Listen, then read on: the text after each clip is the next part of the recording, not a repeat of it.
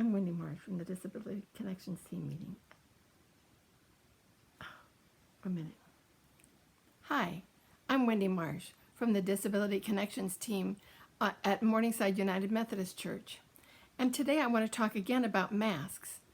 Last time I made a video about this, we talked about how many disabled people, children, and anyone with very sensitive skin in the face might have difficulty wearing a mask, and how important it is to get used to it. So putting it on for maybe 5 minutes at first, and then taking it off, and then putting it on maybe 10 minutes this time, and taking it off. Each time you put it on, leave it on for a little bit longer. And that's how to become accustomed to eventually being able to wear the mask for as long as you need to. Now this mask that you saw me wearing, it comes with a hood, which I think is so cool, and it matches my dress, which I love, but it is not a good mask for COVID. The gaiter type of mask often lets air in and out, and the material is sometimes just not something that will keep out COVID. If it's that stretchy, like a bathing suit material, it's designed to let water or perspiration in and out for people who are exercising, and that means it'll let COVID in and out. So this is not a good choice for a mask to keep me or anyone safe. So goodbye to that one. Okay, now these other masks, I love these because they match dresses that I own, and I can feel so, matchy. But then I learned that it's not a good mask. It's one layer, and it's a sort of a t-shirt material. If I hold it up to the light, I can see the threads in the fabric. Even if I doubled, and we are supposed to double masks now and wear 2 masks, but 2 of these would really only be about as good as 1 mask. So these I'm saving for just a top layer for a really good mask underneath.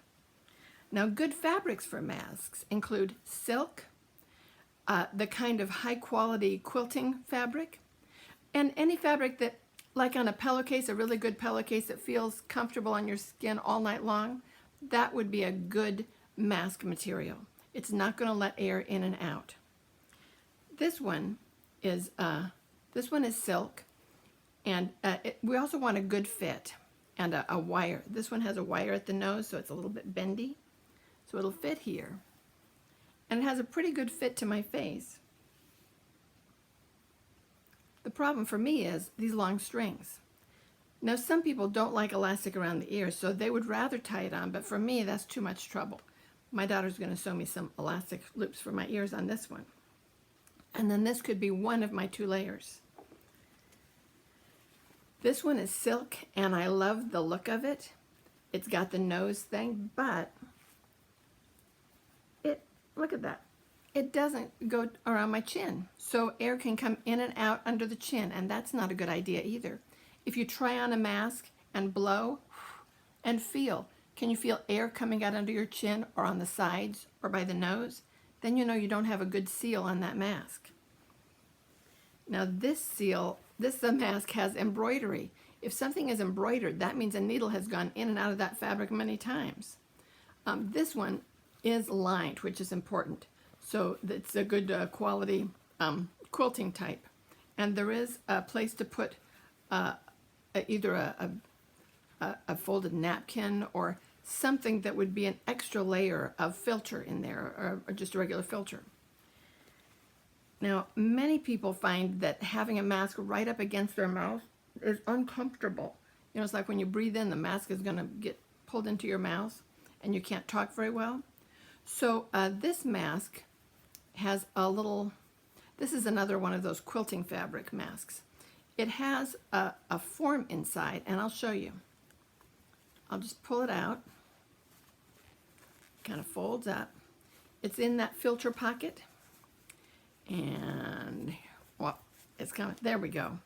Okay, this fits over your mouth area and your nose so that you can breathe and talk more easily, but it's inside the mask. Obviously, alone, this does nothing at all for us, but it's helpful to make the mask more comfortable. During remember the fires when the sky was red all the time and we couldn't breathe if we opened our doors? I got a special mask during that time because I have asthma and I was struggling a little bit.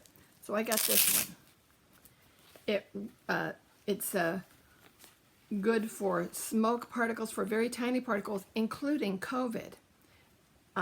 It's got like Velcro, so I can just strap it on. And it's a good fit under my chin and around my nose and the sides because it doesn't have a little loop. It goes all the way across. There's no gap at the side. But there's a problem with this one. You might have noticed what it is. See that? That vent is to make it easier to exhale. Now, if I were painting or firefighting, I don't do those things. But if I just needed to keep things from getting into my lungs, this would be great. But when I breathe, my air can go out of this. So that means it's not safe for other people. It could be a good bottom layer mask with another mask covering this part. One of the problems with that can be if the mask, the second mask covers it up, it might make it harder to breathe. And if it's hard to breathe, we tend to make like little accommodations to try to help ourselves breathe better, like going.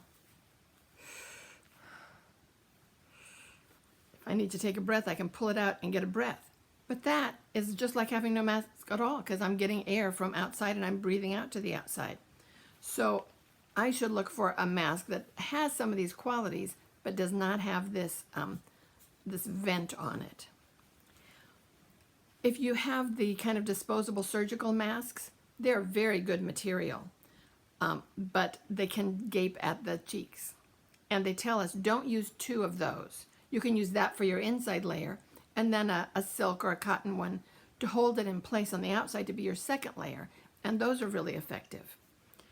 They also have, and if you have masks that are great in many ways, but have someplace where they gasp and you just want to, where they gap and you want to hold it together, nylons. Just cut a little piece of this off and pull it over like a gaiter and up over your mask, and it will just hold the whole mask tightly to your face. Now, a nylon stocking on its own does nothing for COVID. You can breathe in and out of that easily. What it does is just keep everything in place so that a gaping mask is no longer gaping. So there are a lot of different things to think about when you're looking for a mask. But the important thing is that we want to keep ourselves safe and keep everyone else safe. So look for your favorite 2 masks that working together can give you the protection that you and others most need in these times. Thanks for listening, and I'll see you next time. Bye-bye.